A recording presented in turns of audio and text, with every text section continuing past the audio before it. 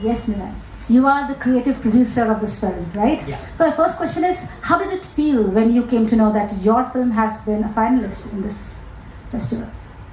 First of all, thanks to Aravali Film Festival for this, really wonderful opportunity and for the good audience here as well. It was a really happy moment because, sending the films to festivals was actually an afterthought. When we made these films, it was, more to ground truth some of the research that we've done. But then, the idea of then taking it to a wider audience at festivals, etc., was something we decided to do at a later point. So yeah, very happy. Well, I personally like it because of its journalistic approach that you've taken. One question to you is that basically when we talk about environment, it looks like an overused topic. So when you thought about making a film on environment, what did you have in your mind that you're going to do different about it? Right. So the films are produced by an organization called the Council on Energy, Environment and Water, and I work with the organization. We are a public policy research think tank. So our research is the base of what you saw on screen here. So we've got a lot of data that tells us that 75% of districts in India are vulnerable to climate extreme events like cyclones, floods, droughts, etc. 8 out of 10 Indians, in fact, live in districts that are vulnerable to some of these climate extreme events.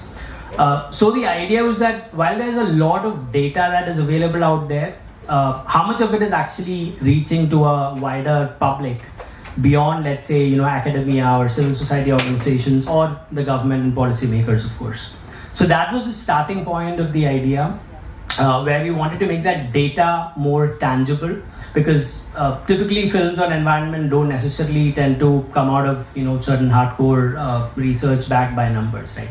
So that was the starting point of it. So we wanted to showcase how people at India's grassroots were responding to issues like climate change and sustainability. And we didn't want to go about it with a doom and gloom approach, which is what is commonly seen a lot of times when you talk about environment, climate, etc. People are typically talking about what the problems are.